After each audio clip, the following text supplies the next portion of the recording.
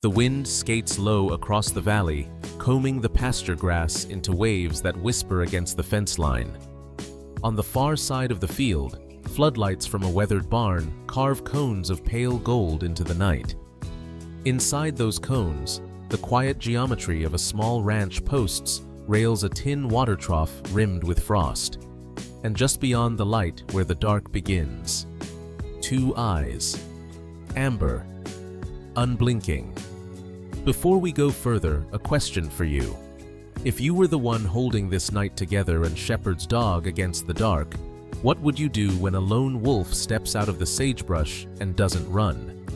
Tell us in the comments, and don't forget to subscribe to support ethical science-based coexistence with wildlife. Tonight's story may change how you see predators forever. He appears slender from a winter's edge ribs, faint under a gray coat tipped with charcoal. Not a stalker's crouch, not a panicked dash, just a deliberate, lonely pace that stops at the boundary where shadow meets light. Across from him stands the guardian of this place, a stock-built shepherd's dog, with a scar under one eye and a bark that has pushed back coyotes' storms and strangers for years. He's called Buck by the family, but to the flock, he is gravity itself, what holds the world in place. They see each other the way mountains see storms, not surprised but watchful. For weeks now, the ranch family has found tracks single file, deliberate skirting the periphery. Hoof marks, steady ewes uninjured, just the quiet proof that something wild has been sharing the night with them. Tonight is different. The lone wolf doesn't circle. He waits. Breath steam drifting into the floodlight, head slightly low, but eyes level as if asking a question he can't phrase in any language the dog knows. Buck holds the line tail high, chest forward, a low rumble building from a place older than fences. One step from the wolf, one step from the dog. The lights buzz. The sheep shuffle a soft tide of wool. What tears at the night isn't teeth, but silence, the kind that follows a decision. The wolf's ears cant forward. Buck's growl thins into a sound that is almost thought. And in that suspended second, it becomes clear this is not a raid. It's a meeting neither of them asked for, summoned by hunger on one side and duty on the other. The distance between them is a line drawn by people who sleep and patrolled by animals who do not. Some stories begin with a chase with the blur of motion and the hard snap of fear. This one begins with an agreement neither creature fully understands. No lunge, no retreat, just a recognition that echoes in the body like memory. You are not the danger I expected, and I am not the weakness you hoped for. Outside the barn light, the valley waits sage and snow and 1,000 quiet places time can hide in. Inside the light, the dog breathes, the wolf breathes, the flock breathes. And between them hangs a question that will be answered before dawn, when the night chooses sides, who will stand with whom. By day the valley seems harmless. Rolling pastureland stitched with barbed wire fences, cottonwoods leaning toward a thin creek, and a barn that has seen 3 generations of winters. But every piece of land carries a story, and this one carries 2. The people who settled it, and the predators who never left. The ranch belongs to the Miller family. James Miller, mid-40s, grew up here, left for college, and returned with a stubborn belief that sheep and wolves could share the same geography if only people could learn the right balance. His wife Claire manages the books and the endless lists of feed medicine and fence repairs. Their children, 2 teenagers, work before school and after, mucking stalls and hauling water with the rhythm of kids raised in open country. This family is practical, shaped by necessity, but also deeply protective of the land that raised them. And then there is Buck. He's not just a dog, not just livestock protection. Buck is the silent partner in every decision the Millers make. Broad-shouldered, thick-coated part. Anatolian shepherd, part unknown lineage. Buck has been bred for this one task: guard the flock. He weighs 100 pounds, but carries the authority of something larger, an animal that knows the cost of hesitation. Farmers trust guns, traps, or poisons. The Millers trust Buck. The land around them is Colorado high country sagebrush flats, broken by ridges of red sandstone grasslands that turn gold in autumn, and snowfields that linger longer than they should. It's a meeting place between wilderness and settlement. On one side, federal forest lands stretch for miles, home to elk, deer, and predators that follow. On the other, ranch parcels carved from homesteads a century ago, each family drawing invisible lines of ownership across land that predators never agreed to divide. The lone wolf arrived here months ago. At first, only a rumor, a flash of gray crossing a dirt road, tracks along the creek bank, distant howls that carried downwind at night. Then the sightings became more consistent. One wolf always alone, shadowing the valley, but never striking. His presence unsettled neighbors. To some, he was danger incarnate, a reminder of old fears. To James Miller, he was something else, proof that wildness had not been erased. Every night, Buck patrolled the fence line. His world was measured in scents, in pressure along the ground, in the vibration of hooves settling down to rest. He knew when coyotes skirted the property. He knew when strangers drove past the road. And he knew when the lone wolf was near. At first, Buck responded with fury, bark, chase, warning. But the wolf never pressed forward. He lingered, eyes glowing at the boundary, before disappearing again into the sage. The stage was set, one family holding their livelihood together. One dog bred for guardianship, and one wolf separated from any pack caught between hunger and restraint. The valley was no longer quiet. It was a frontier between coexistence and conflict. Winter pressed down hard on the valley. Nights stretched long, and the snow carried sound farther than it should. That was when James Miller saw him for the first time, truly saw him, not just a shadow at the periphery. It happened on a night when the power went out.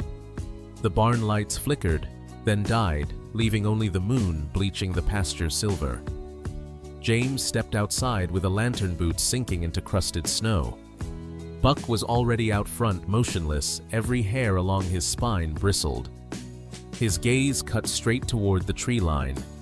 And there, standing tall in the open, as if summoned by the silence, was the lone wolf. James froze. Every childhood story of wolves returned in that instant, the menace, the hungry phantom at the edge of human life. His hand instinctively tightened on the flashlight handle like it was a weapon. Fear was the first truth. But then another truth followed. The wolf was not rushing, not snarling. He stood still, chest rising with the rhythm of breath, fur thick with frost. His eyes carried something more complicated than hunger. They carried weariness. Buck barked short and explosive, the sound of a protector ready to fight. Yet the wolf didn't move. Snow drifted between them. James realized this wasn't a raid, it was an arrival. The wolf was not here for blood tonight. The moment stretched. James could feel his pulse in his ears. Fear thinned into observation. Observation turned into something he did not expect: sympathy. He thought of the endless miles of wilderness shrinking each year. He thought of the rumors of packs hunted or scattered. And he wondered, was this animal alone, not by choice, but by loss? Buck advanced 2 steps. Low growl rattling. James steadied his voice. Easy, boy. He didn't know who he was speaking to, dog or wolf. Maybe both. The words leaked vapor into the frozen night, and for an instant, even the wind seemed to pause. The wolf shifted, not toward the sheep, not toward Buck. Just one careful step sideways, a movement that felt almost like deference. His ears tilted, his gaze lingering, as though measuring James, measuring Buck, measuring whether the line between wild and domestic could hold. Then, just as quietly as he appeared, the wolf turned. His paws left dark prints on the snow as he disappeared into the trees. No chase, no blood, just an unfinished sentence left in the night air. James exhaled long and shaky.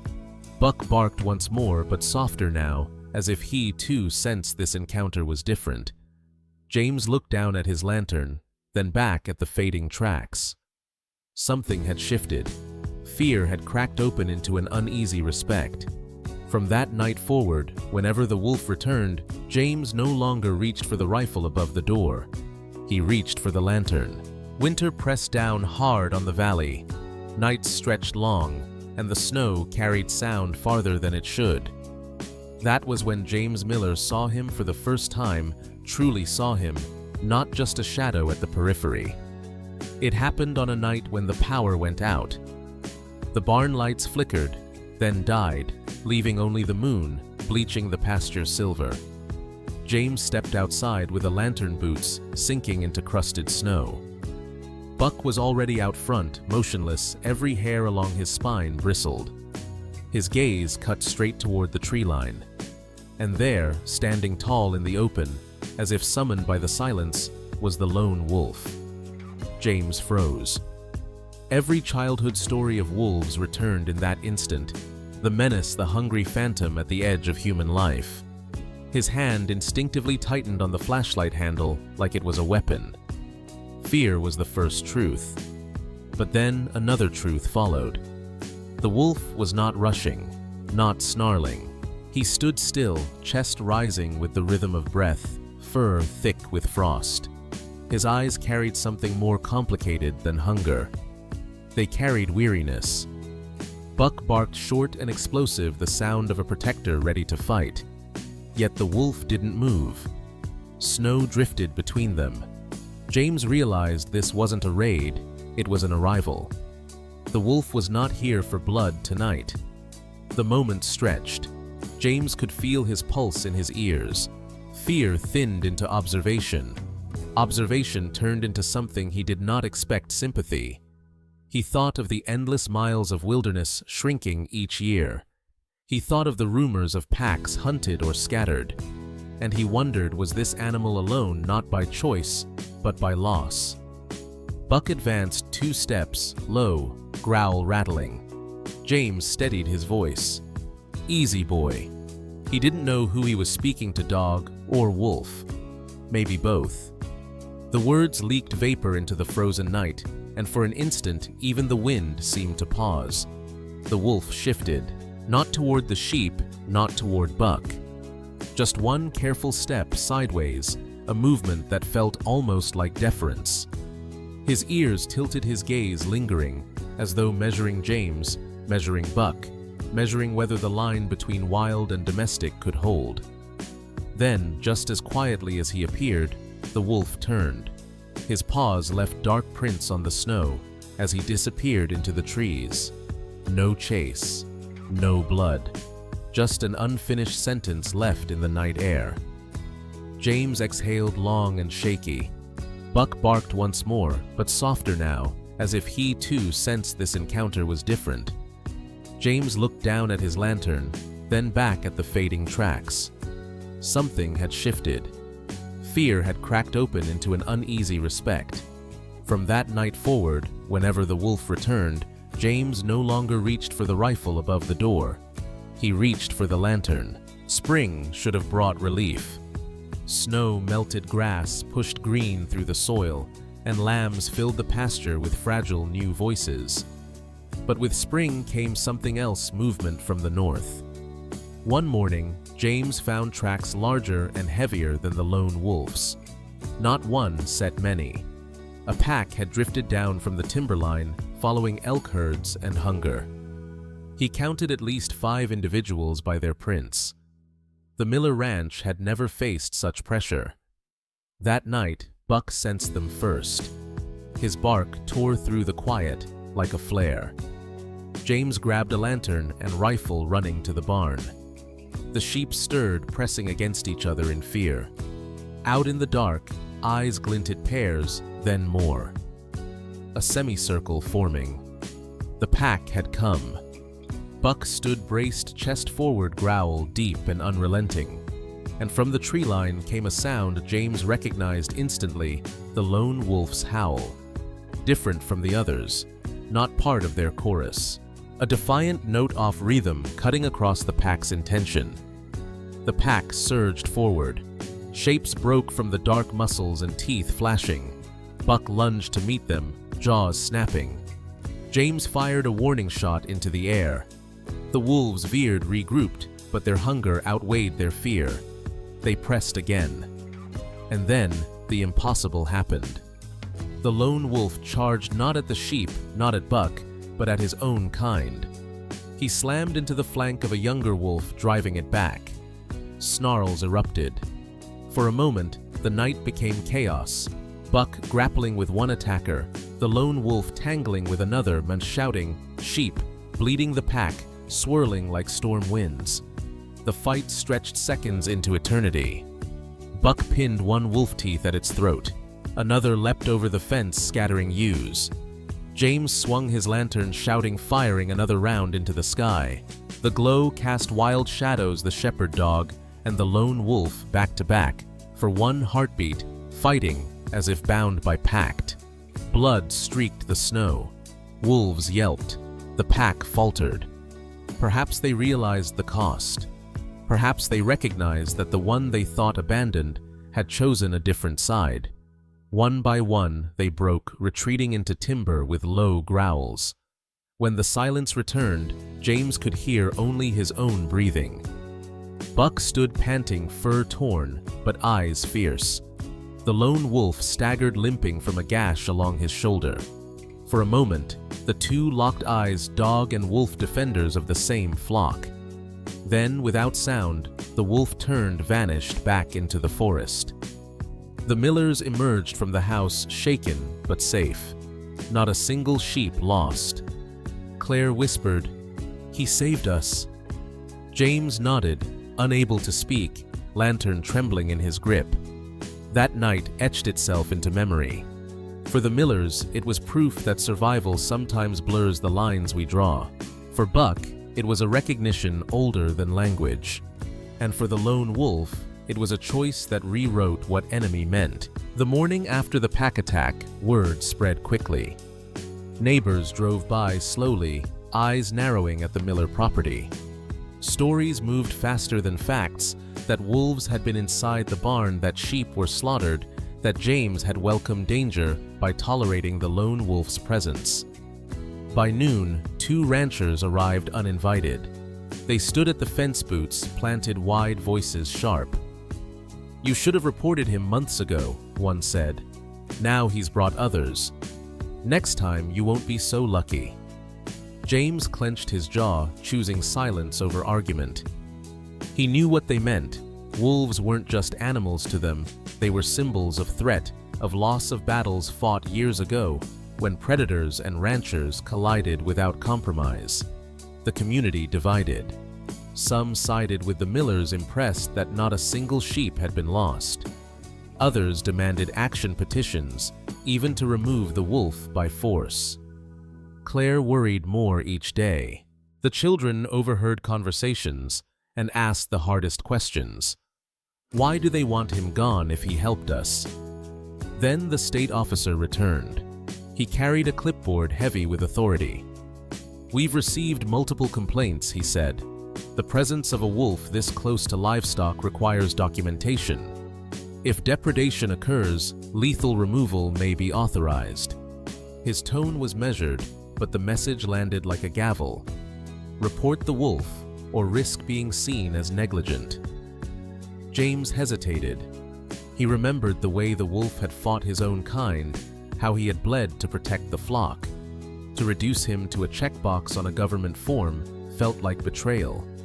But he also knew the law left little room for nuance. Meanwhile, Buck grew restless. Every night he scanned the horizon. Every day he patrolled more fiercely. The bond between him and the wolf had shifted into something uncanny, neither friendship nor rivalry, but recognition. Yet Buck's growls grew deeper, when the wolf lingered too close in daylight. The balance was fragile. As spring edged into summer, the wolf returned stronger. His coat filled out scars, fading, stride confident. But strength brought risk. Neighbors reported seeing him on open ridges in daylight trailing elk, watching pastures. To them, it was evidence of danger. To James, it was proof of survival. At a town meeting, the debate erupted. One rancher slammed his fist on the table. "If we let one wolf stay, the rest will follow. We have families to feed." James stood, voice steady but firm. "He hasn't harmed us. He defended our flock. That deserves acknowledgement." Murmurs filled the room, some supportive, most doubtful. The legal net tightened.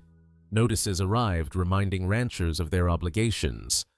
Insurance representatives warned of reduced coverage if predators weren't reported. Every letter carried the weight of a decision James didn't want to make. At home, Claire pressed him gently. "We can't stand alone against the whole valley," she said. "What happens when the wolf grows bolder? What if he comes when Buck isn't ready?" James had no answer. He looked out the window where dusk painted the pasture gold and saw Buck lying at the fence line, eyes fixed on the horizon, as if waiting for a figure James could almost imagine. The conflict was no longer just animal against animal. It was neighbor against neighbor, against compassion, duty against conscience. The Millers were caught in the middle, hearts split between loyalty to their land and loyalty to something wilder than themselves. By late summer, the valley had chosen sides. Pressure mounted against the Millers. Letters, phone calls, even quiet threats. Neighbors feared the lone wolf's presence and demanded resolution. The Wildlife Office gave James a deadline report, the animal officially, or risk penalties. For weeks, James stalled. He walked the pasture, each dusk lantern in hand, hoping the wolf would vanish on his own. But he didn't. Each night, faint tracks appeared along the fence line. Sometimes James swore he saw him on the ridge, watching, as if waiting for something unnamed. Claire urged practicality. "We can't carry this alone. If he stays, we lose the community. We lose protection." James listened, torn between loyalty to family and loyalty to a creature that had no claim but survival. The final push came one night when Buck and the wolf locked eyes too close to the barn.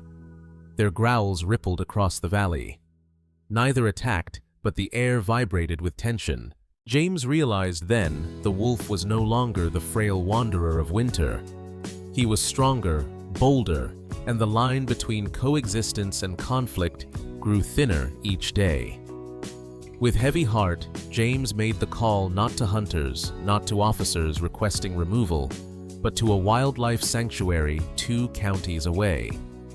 They specialized in temporary holding, in evaluating animals for release. "If he can be captured safely," James said, "promise me he won't be destroyed." The voice on the other end assured him, sanctuary, not execution. The plan was set. A tranquilizer team would arrive before dawn, set up near the pasture where the wolf lingered. James felt like betraying a friend, but he also knew this was the only path left between his family and his conscience. That night, he barely slept. Buck lay by the door restless, as if sensing the storm inside James's chest. Just before dawn, James stepped outside. The sky was painted pale blue, the pasture hushed, and there at the fence line stood the wolf. No growl, no approach, just standing eyes fixed on James as if the valley itself held its breath. James whispered, "I'm sorry." His voice cracked and the wolf's ears twitched at the sound. The sanctuary truck rumbled up the road. The wolf turned his head toward it, then back at James. For a heartbeat, it felt like understanding passed between them. Then, before the team could raise their rifles, the wolf moved. Not toward the pasture, not into the trap, but away, trotting swiftly into the timber, vanishing into a wall of green. The team searched for hours. No sign, no prints, no sound.